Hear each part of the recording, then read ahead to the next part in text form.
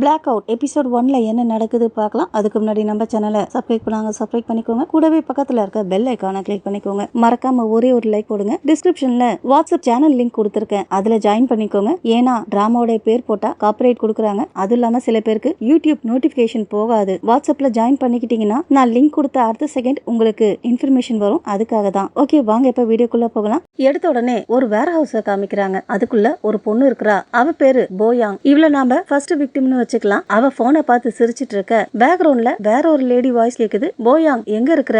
ஏன் போன் எடுக்க மாட்டேங்கிற? நான் எல்லாத்தையும் சொல்லிடுறேன், போனை எடு, வீட்டுக்கு வா போயாங், பேசலான்னு சொல்ல இவ்வளவு நேரமா சிரிச்சிட்டு இருந்த பொண்ணுக்கு என்ன ஆச்சுன்னு தெரியல. முகமெல்லாம் காயமா இருக்கு. யாரையோ பார்த்து பயந்து கத்துறா. அதுக்கப்புறம் அவளுக்கு என்ன ஆச்சுன்னு தெரியல. அடுத்ததா அதே வேர் ஹவுஸ்ல இன்னொரு பொண்ணை காமிக்கிறாங்க. இவ பேரு டாயோன், செகண்ட் விக்டிம்னு வச்சுக்கலாம். அவ யார்கிட்டயோ போன்ல பேசிட்டு இருக்கா. நான் கொஞ்ச நேரம் வேர் ஹவுஸ்ல இருந்துட்டு அதுக்கப்புறம் வீட்டுக்கு போறேன். ஆப்போசிட்ல அவளோட அம்மா பேசுறாங்க போல இருக்கு. வேர் ஹவுஸ்லயா? யார் கூட இருக்கிற? நீங்க கேக்குறதுக்கு என்ன அர்த்தம்? அதுக்கு அம்மா, அவங்க பையன் கூட நீ டேட்டிங் பண்றதா கேள்விப்பட்டேன். இந்த நேரத்துல அவன் கூட தனியா இருக்க கூடாது. சரி சரி, நான் வீட்டுக்கு போன உடனே போன் பண்றேன். அதுக்கப்புறம் என்ன ஆச்சுன்னு தெரியல. அந்த பொண்ணு கத்துற சத்தம் கேட்க அந்த பொண்ணு குரலை கேட்ட அவங்க அம்மா என்ன ஆச்சுன்னு கத்துறாங்க. யாராவது இருக்கீங்களா? ஹலோ ஹலோன்னு கத்திக்கிட்டு இருக்க. இந்த பக்கம் அந்த பொண்ணு இறந்து போய் கிடக்குறா. இவ ஹீரோ வீட்டுல தான் தங்கி இருக்கிறா. கொஞ்ச நேரத்துல அந்த வேர் ஹவுஸுக்கு போலீஸ் எல்லாம் வந்துடுறாங்க. வேர் ஹவுஸுக்குள்ள ரத்தக்கரை இருக்குதே தவிர அந்த பொண்ணோட பாடி இல்ல. இவருதான் சீஃப். அப்போ ஒரு லேடி வந்து இந்த இடத்துலதான் சம்பவம் நடந்திருக்கு, இங்க ஒரு விக்டிம் இல்ல,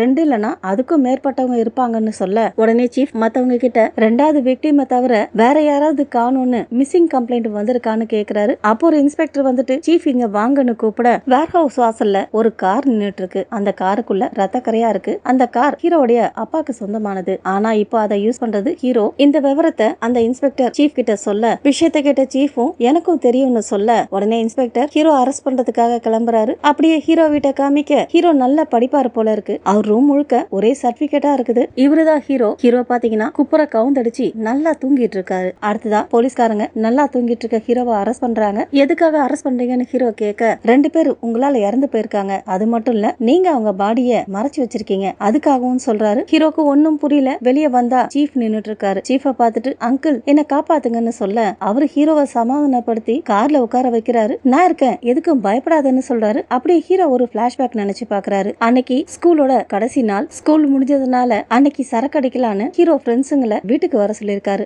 ஏன்னா அம்மாவும் அப்பாவும் ஹவாய் ட்ரிப்புக்கு போயிருக்காங்க, வீட்டுல யாரும் இல்ல. அதனால அன்னைக்கு செகண்ட் விக்டிமோட சேர்ந்து சில பொருட்கள் வாங்கலான்னு பிளான் போட்டிருக்காரு. ஆனா செகண்ட் விக்டிம் அன்னைக்கு ஸ்கூலுக்கு வரல. ஹீரோ பஸ்ல வீட்டுக்கு போய்கிட்டு இருக்க அப்ப விக்டிம் ரோட்ல நடந்து போய்கிட்டு இருக்கத பாக்குறாரு. உடனே அவளுக்கு கால் பண்ண அவ காலை கட் பண்ணிடுறா. அவ இவங்க வீட்டுல தானே தங்கி இருக்கா. அடுத்ததா அவ ரூமுக்கு போய் பார்க்க ரூமுக்குள்ள ஏகப்பட்ட புது ட்ரெஸ் எல்லாம் இருக்கு. அதெல்லாம் பார்த்த ஹீரோ அடுத்ததா வேர் ஹவுஸ்க்கு போறாரு. அங்க ஒரு டிராயரை திறந்து பாக்குறாரு. அது எம்டியா இருக்கு. அதுக்குள்ள என்ன இருந்துச்சுன்னு தெரியல. உடனே ஹீரோ காருக்கு வர காருக்குள்ள ஃபர்ஸ்ட் விக்டிம் உட்காந்து அழுதுட்டு இருக்கா. அவகிட்ட இருந்த கார் சாவியை வாங்கிட்டு கீழே இறங்குன்னு சொல்ல நான் தனியா இருக்கணும்னு அவ சொல்ல நானும் தனியா தான் இருக்கணும்னு நினைக்கிறேன், அதனால கீழே இறங்குன்னு ஹீரோ சொல்ல நீ என் ஃப்ரெண்டு தானே, இங்க பாரு இது என் கார், நான் தனியா இருக்கணும், இறங்குன்னு ஹீரோ சொல்ல இதெல்லாம் நீ செகண்ட் விக்டிமுக்காக தானே பண்றன்னு அவ கேட்க எதுக்காக தேவையில்லாம அவளை பத்தி பேசுற, எனக்கு தெரியும் அவளுக்காக தான் நீ இதெல்லாம் பண்றன்னு. அவ ரொம்ப மோசமான பொண்ணுன்னு சொல்ல ஹீரோக்கு கோவம் வந்துருது. அவளை எப்படி அப்படி சொல்லலாம்னு கேட்க அந்த பொண்ணு கோச்சிக்கிட்டு கிளம்பிடுறா. ஹீரோவும் கார்ல இருந்து இறங்கி அந்த பொண்ணை கூப்பிடுறாரு. ஆனா அவ ஓடிடுறா. அந்த கடுப்புல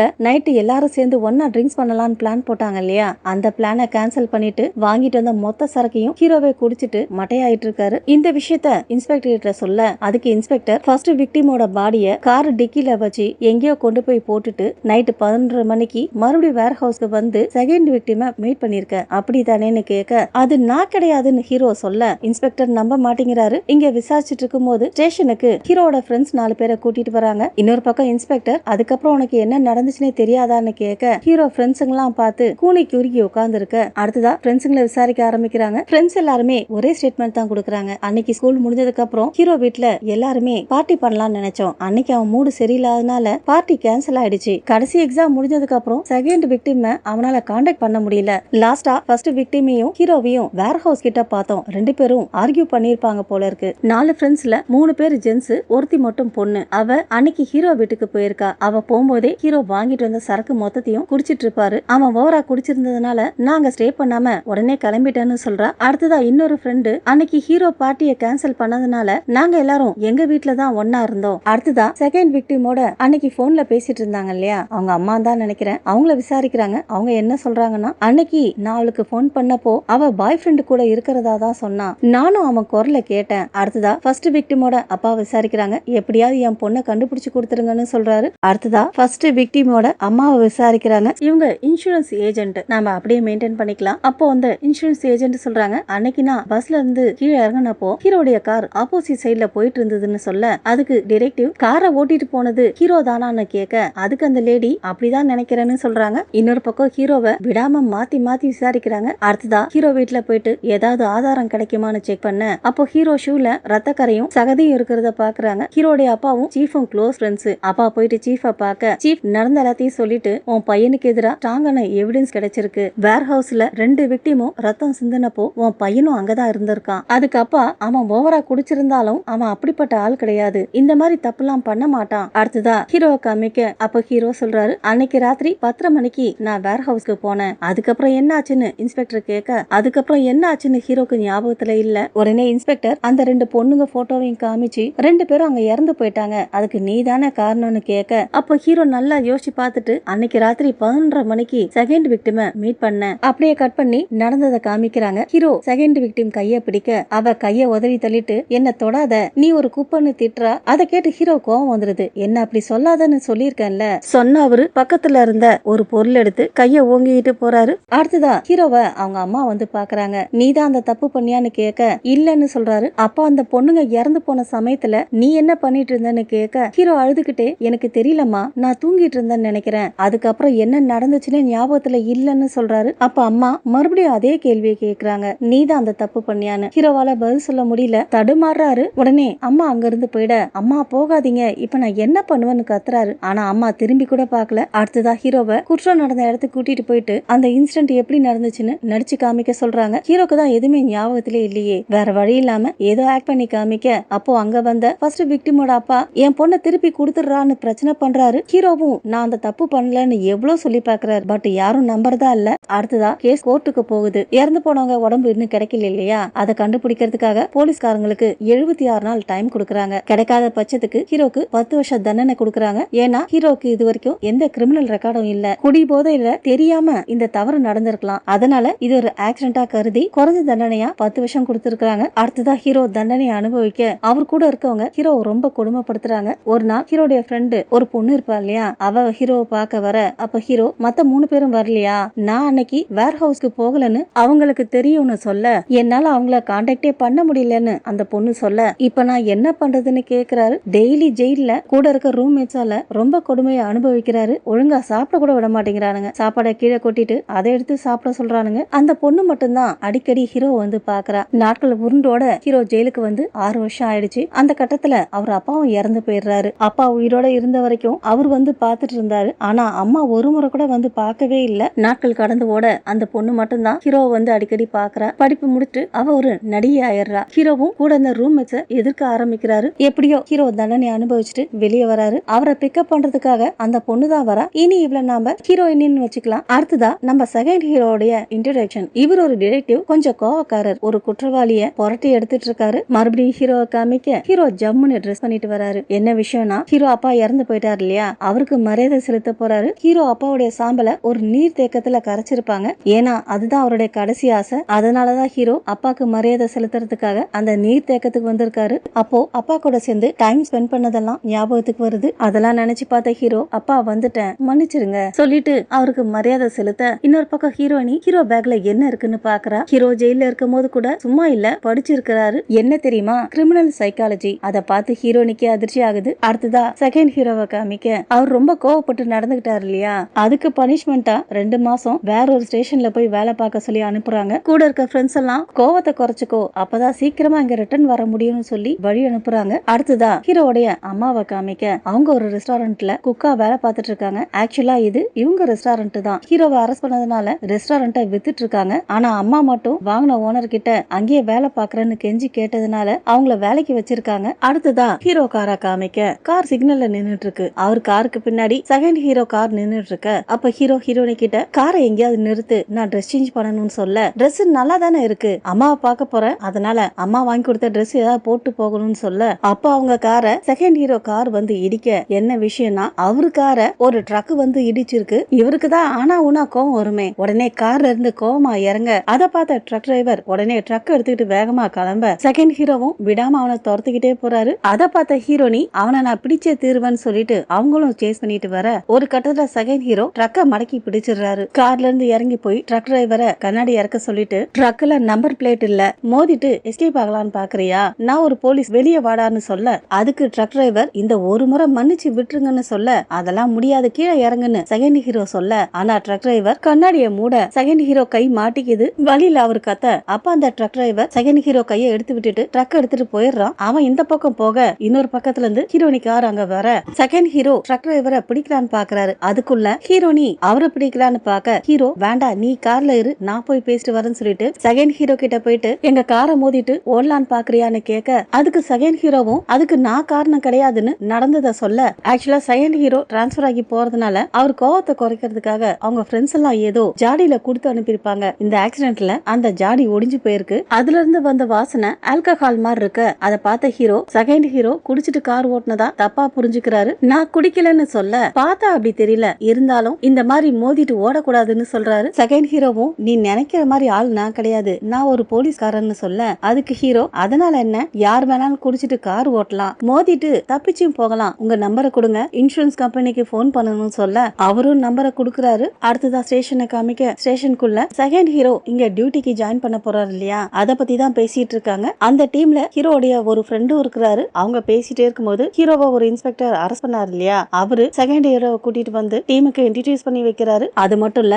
இது வரைக்கும் செகண்ட் ஹீரோ என்னென்ன சாகசம் பண்ணாரோ எல்லாத்தையும் சொல்றாரு. அது மட்டும் இல்ல இப்போ ஊருக்கு வரப்போ ஒரு ட்ரக் டிரைவர் நம்பர் பிளேட் இல்லாம காரை மோதிட்டு போனார் இல்லையா, அவரை கூட பிடிச்சு அரெஸ்ட் பண்ணி டிராபிக் போலீஸ்ட ஒப்படைச்சதா சொல்றாரு. செகண்ட் ஹீரோ வந்து டீம் 2ஓட டீம் லீடர். அப்போ இன்ஸ்பெக்டர் வாங்க நாம போய் சீஃபை மீட் பண்ணலாம்னு சொல்ல அதுக்கு ஒருத்தர் சீஃப் இப்போ ஸ்டேஷன்ல இல்ல அவர் பையனை பார்க்க போயிருக்கிறதா சொல்றாரு. அப்படியே கட் பண்ணி சீஃபை காமிக்க சீஃப் பையன் பேரு சூஹோ. இவனும் ஹீரோட ஃப்ரெண்டு தான். அவனுக்கு கொஞ்சம் மனநலம் பாதிக்கப்பட்டிருக்கு. ஆனா அவன் அருமையா டிராயிங் பண்ணுவான். சீஃப் அவனை கொண்டு போய் வீட்டுல விட்டுட்டு மருந்து கொடுத்துட்டு அவன் ஒழுங்கா மருந்து சாப்பிட்டதுக்காக கிஃப்டா அவனுக்காக கலர் பென்சில் கிரையான்ஸ் எல்லாம் கொடுக்கறாரு. மறுபடியும் ஹீரோவை காமிக்க ஹீரோ அவங்க அம்மாவை பாக்குறதுக்காக ரெஸ்டாரண்ட்டுக்கு போறாரு. அப்ப ஹீரோனி உள்ள போக போறியா, உனக்கு ஓகேவா, நீ எதுக்காக மறுபடியும் இங்க வந்திருக்கன்னு அங்க இருக்கவங்களுக்கு புரியாது, நான் சொல்றது உனக்கு புரியுதா, அவங்க எப்படி நடந்துப்பாங்கன்னு உனக்கு தெரியும், இதுக்கப்புறம் உன்னால இங்க இருக்க முடியாதுன்னு சொல்ல உண்மைதான் அம்மாக்கு என்ன அடையாளம் கூட தெரியாம போகலாம், ஏன்னா கடந்த 10 வருஷத்துல ஒரு முறை கூட என்ன பார்க்க வரல,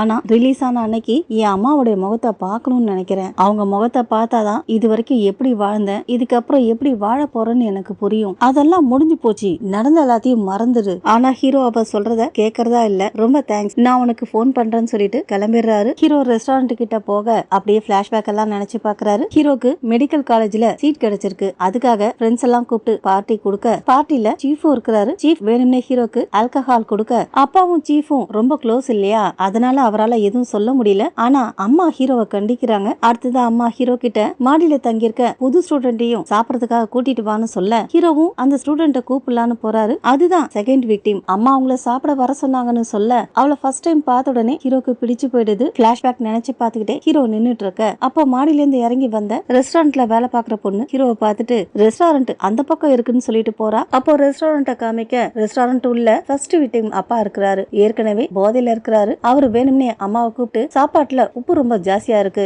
இதை என்ன சாப்பிட சொல்றியா, வேணும்னே தானே பண்ணன்னு கேக்குறாரு. மன்னிச்சிருங்க நான் உங்களுக்கு வேற சமைச்சு எடுத்துட்டு வரேன்னு சொல்லிட்டு அம்மா அதை எடுத்துட்டு கிளம்ப அவர் வேணும்னே அம்மா காலை தட்டி விடுறாரு. அம்மா போய் கீழே விழுந்துட கூட வேலை பாக்குற அந்த பொண்ணை தவிர மத்த யாரும் பெருசா கண்டுக்கல. அந்த பொண்ணு ஓடி வந்து அம்மாக்கு உதவி பண்ண அதை பார்த்த ஃபர்ஸ்ட் விக்டிம் அப்பா யார் நீ, எதுக்காக அவளுக்கு உதவி பண்றன்னு அந்த பொண்ணை திட்டுறாரு. அப்போ ஹீரோ அங்க வர அவரை பார்த்த எல்லாருக்கும் ஒரே அதிர்ச்சி. அம்மாக்கு உதவி பண்ணலான்னு பாக்குறாரு. அம்மா ஏத்துக்க மாட்டேங்கிறாங்க. அப்போ ஃபர்ஸ்ட் விக்டிமோட அப்பா ஹீரோ ஷர்ட் காலர் பிடிச்சி உனக்கு எவ்வளவு தைரியம் இருந்தா அங்க வந்திருப்ப, என் பொண்ணோட உடம்ப எங்க வச்சிருக்க, என்னால அவளுக்கு ஃபியூனரல் கூட நடத்த முடியல, சொல்லு சொல்லுன்னு கேட்க அப்ப அம்மா ஹீரோவை கூட்டிட்டு போய் வெளியே விட இவங்க பின்னாடியே இப்போ ரெஸ்டாரண்ட் நடத்திட்டு இருக்காங்க இல்லையா அந்த ஓனர் 2 பேரும் வெளியே வந்துடுறாங்க. அப்ப ஹீரோ அம்மா இன்னைக்கு தான் சொல்றாரு. அப்ப அம்மா இன்னைக்குதான் உன்னை ரிலீஸ் பண்ணாங்களா, உன்னால இங்க வாழ முடியாது, நீ தண்டனை அனுபவிச்சிருக்கலாம், ஆனா நீ பண்ண தப்புக்கு பரிகாரம் பண்ண முடியாது. ஹீரோவும் புரியுதுன்ற மாதிரி தலையாட்டிட்டே மன்னிச்சிருங்கன்னு சொல்ல நீ வாழற வரைக்கும் அதை மறந்துடாத,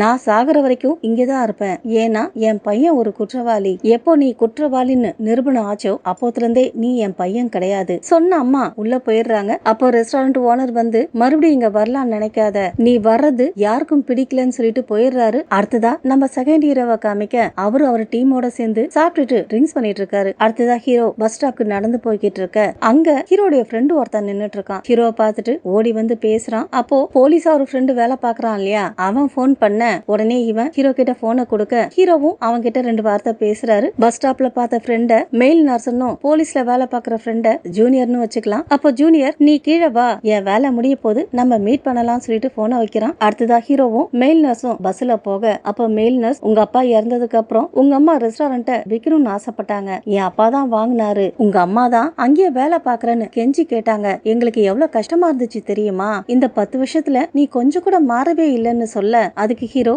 ஆனா நீ ஒரு முறை கூட என்ன வந்து பாக்கலையேன்னு சொல்ல எனக்கு நிறைய வேலை இருந்துச்சு, அந்த சம்பவத்துக்கு அப்புறம் இதை பண்ண அதை பண்ணு தொணன்னு ஏதோ பேசிக்கிட்டே வரான். அடுத்ததான் ஹீரோவும் மெயில் நர்ஸும் பஸ்ல இருந்து இறங்கி பேசிக்கிட்டே நடந்து போய்கிட்டு இருக்க ஒரு கடையில இருந்து 3 பேர் வெளியே வராங்க. வந்தவங்க வேணும்னே ஹீரோ மேல மோதிட்டு போக ஹீரோ அவங்கள முறைக்க அதுல ஒருத்தன் என்னடா முறைக்கிறேன்னு பம்பு இழுக்க மெயில் நர்ஸ் அவங்க கிட்ட மன்னிப்பு கேட்க 3 பேரும் போயிடுறாங்க. அப்போ மெயில் நர்ஸ் வா போகலாம்னு சொல்லிட்டு கடைக்குள்ள போயிட ஹீரோவும் உள்ள போக பாக்குறாரு. அப்போ ஹீரோ கிட்ட வம்பு பண்ணிட்டு 3 பேர் போனாங்க இல்லையா, அதுல ஒருத்தன் அங்க பாருன்னு மத்த 2 பேர் கிட்ட சொல்ல பார்த்தாக்க கொஞ்சம் தூரத்துல செகண்ட் ஹீரோ போதையில தள்ளாடி நடந்து போய்கிட்டு இருக்காரு. அவரை பார்த்த இவனுங்க 3 பேர்ல ஒருத்தன் கீழே கடந்த கல் எடுக்க அத ஹீரோ கவனிச்சிடறாரு. அதே சமயம் 3 பேரும் செகண்ட் ஹீரோ பின்னாடியே போக நல்ல வேலை சரியான நேரத்துல ஹீரோ போய் காப்பாத்திடுறாரு. அதுக்குள்ள மெயில் நர்ஸ் ஜூனியருக்கு போன் பண்ணி பிரச்சனைன்னு ஸ்பாட்டுக்கு வர சொல்றாரு. செகண்ட் ஹீரோக்கு வர கோவத்தை பத்தி சொல்லவே வேண்டாம். அங்க நடக்கிறத பார்த்து அவரு ஒருத்தனை பிடிச்சுக்க அதுக்குள்ள அவர் டீமை சேர்ந்த மத்தவங்களும் அங்க வந்துடுறாங்க. வம்பு பண்ணவங்கள அவங்க பிடிச்சிட்டு போயிட இப்போ செகண்ட் ஹீரோ ஜூனியர் 3 பேர் இருக்காங்க. ஜூனியர் ஹீரோ போய் கட்டி பிடிச்சு உன்னை சீஃப் பாக்கணும்னு சொன்னாருன்னு சொல்ல அப்ப ஹீரோ செகண்ட் ஹீரோவை பார்த்து நீங்க உண்மையாவே போலீஸ் ஆபீசர் தானான்னு கேட்டு போறாரு. இன்னொரு பக்கம் அம்மாவை காமிக்க அப்ப அம்மா கூட வேலை பாக்குற பொண்ணு உண்மையாவே அது உங்க பையன் தானா, இன்னைக்குதான் அவரு ஜெயில இருந்து ரிலீஸ் ஆனாரா, அதனாலதான் இன்னைக்கு முழுக்க ஒரு மாதிரி இருந்தீங்களா, ரொம்ப கஷ்டமா இருந்தா வெளியே சொல்லிடணும், இல்லனா ஹார்ட் அட்டாக் கூட வரலாம், ஆனா அம்மா அது எதுக்கும் பதில் சொல்லாம நீ ஏன் வேலை பார்க்க மாட்டேங்கிறன்னு கேட்க மன்னிச்சிருங்கன்னு சொல்லிட்டு அந்த பொண்ணு வேலை பார்த்துக்கிட்டே உங்களை நினைச்சு எனக்கு ரொம்ப வருத்தமா இருக்குன்னு சொல்றா. இன்னொரு பக்கம் ஹீரோவை காமிக்க அப்ப ஜூனியர் நாளைக்கு ஊரை விட்டு போறியா, அம்மாவையும் கூட கூட்டிட்டு போறியான்னு கேட்க இல்லன்னு சொல்றாரு. அதுக்கு ஜூனியர் உனக்கு ஏதாவது கஷ்டம்னா எனக்கு போன் பண்ணு, என்னால முடிஞ்ச உதவியை பண்றேன்னு சொல்ல ஹீரோவும் தேங்க்ஸ் சொல்றாரு. அதுக்கு ஜூனியர் சின்ன வயசுல நீ தான் எப்பவும் உதவி பண்ணுவ, இப்ப எல்லாம் வினோதமா இருக்குல்ல சொல்லிட்டு அவரு போயிட அப்ப ஹீரோக்கு இதே ஸ்டேஷன்ல வச்சு அவர் விசாரிச்சாங்க இல்லையா அதெல்லாம் ஞாபகத்துக்கு வருது. அடுத்ததா ஹீரோ போய் சீஃப பார்க்க அப்ப சீஃப் இப்பெல்லாம் எல்லாம் மறந்து போகுது, வயசாகுது இல்லையா, அதனாலதான் உன்னோட ரிலீஸ் டேட்டையும் மறந்துட்டேன்னு சொல்றாரு. ஹீரோ அமைதியா இருக்க இதுக்கு முன்னாடி நான் உன்கிட்ட ஒன்னு சொல்லி இருக்கிறேன் ஞாபகம் இருக்குதா, உனக்கு ஏதாவது பிரச்சனைனா என்னையும் உன் அப்பாவை நினைச்சுக்கிட்டு என்கிட்ட வா சொன்ன அவரு ஹீரோ கிட்ட ஒரு விசிட்டிங் கார்டை கொடுக்கறாரு. இவங்களை கான்டாக்ட் பண்ணு, உன் அம்மாவுக்காகவாவது இதுக்கப்புறம் நீ நல்ல வாழ்க்கை வாழணும். கார்டை பார்த்த ஹீரோ சியோல இருக்க கம்பெனியான்னு கேட்க அதுக்கு சீஃப் உங்க அம்மாவை கூப்பிட்டுக்கிட்டு நீ சியோலுக்கு போய் நல்ல வாழ்க்கை வாழு, முன்னாள் குற்றவாளிக்கு வேலை கிடைக்கிறது எவ்வளவு கஷ்டம்னு எனக்கு நல்லா தெரியும், உனக்காக நான் அவங்க கிட்ட ஏற்கனவே பேசி வச்சிருக்கேன். அவர் சொன்னதை கேட்ட ஹீரோக்கு சிரிப்பு தான் வருது. உடனே அவர்கிட்ட சூஹாவ் நல்லா இருக்கானான்னு கேட்க சீஃபும் சிரிச்சுக்கிட்டே அவன் அப்படியேதான் இருக்கிறான்னு சொல்றாரு. அதே சமயம் சூஹாவை காமிக்க அவன் ஏதோ டிராயிங் பண்ணிட்டு இருக்கான். அடுத்ததா ஹீரோ வீட்டுக்கு போறாரு. போற வழியில இன்னைக்கு யார் யாரெல்லாம் சந்திச்சாரோ அவங்க எல்லாம் என்ன சொன்னாங்களோ அதுதான் ஞாபகத்துக்கு வருது. அதெல்லாம் நினைச்சு பார்த்துட்டு சுகமா வீட்டுக்கு போக அப்படியே செகண்ட் ஹீரோவை காமிக்கிறாங்க. அவரு திங்ஸ் எல்லாம் அன்பேக் பண்ணிட்டு இருக்க அதுல அவரும் அவர் ஒய்ஃப் போட்டோவும் இருக்குது. அப்படியே சின்ன பிளாஷ்பேக் நினைச்சு பாக்குறாரு. அவங்க கல்யாணத்து அன்னைக்கு ஒய்ஃப் இறந்து போயிருக்காங்க. அடுத்ததா ஹீரோ வீட்டுக்கு போக அம்மா சோஃபால உட்கார்ந்து இருக்க ஹீரோ அம்மா முன்னாடி போய் உட்கார்றாரு. அப்ப அம்மா நாளை காலைல சாப்பிட்டுட்டு உடனே கிளம்பிடு, ஹீரோ அம்மா கையை பிடிக்கலான்னு போறாரு. அது கூட அவங்க ஒத்துக்க மாட்டேங்கிறாங்க. இருந்தாலும் ஹீரோ அம்மா கையை பிடிச்சிட்டு அம்மா நம்ம வேற இடத்துக்கு போகலாம், புது வாழ்க்கைய ஆரம்பிக்கலாம்னு சொல்ல நான் இங்கேதான் இருப்பேன், நீ போ, உனக்கு இன்னும் வயசு ஆகல, இதுக்கப்புறம் நான் என்ன பண்ண போறேன்னு தெரியல, என்ன மாதிரியான வாழ்க்கை வாழ போறேன்னு தெரியல, நீங்க இல்லாம என்னால எதுவுமே பண்ண முடியாதுன்னு சொல்ல பரவாயில்ல, இது வரைக்கும் உனக்கு ஏற்பட்ட அனுபவம் ஒண்ணுமே இல்ல, எனக்கு பரவாயில்ல இல்லம்மா, நான் தான் தப்பு பண்ணேன், நீங்க எதுக்காக இந்த மாதிரி வாழறீங்க, இதுக்கப்புறம் அப்பா நம்ம கூட இருக்க போதில்ல, 10 வருஷத்துல நீங்க ஏன் என்ன பார்க்க வரல, நான் உங்களை ரொம்ப மிஸ் பண்ணேன், எனக்காக இங்க இப்படியே இருக்க போறீங்களா, 10 வருஷமா அவங்க குழந்தைங்க பாடி கிடைக்காம தவிச்சிட்டு இருக்காங்க, அவங்க நரக வேதனை அனுபவிச்சிட்டு இருக்காங்க, நீ இந்த இடத்தை விட்டு போ, திரும்ப இங்க வராத, அததான் நீ பண்ணணும், நான் இறந்து போனா கூட வராத. அதுக்கு மேல ஹீரோ எதுவும் பேசாம ரூமுக்கு போயிடுறாரு. இதுக்கு முன்னாடி ரூம்ல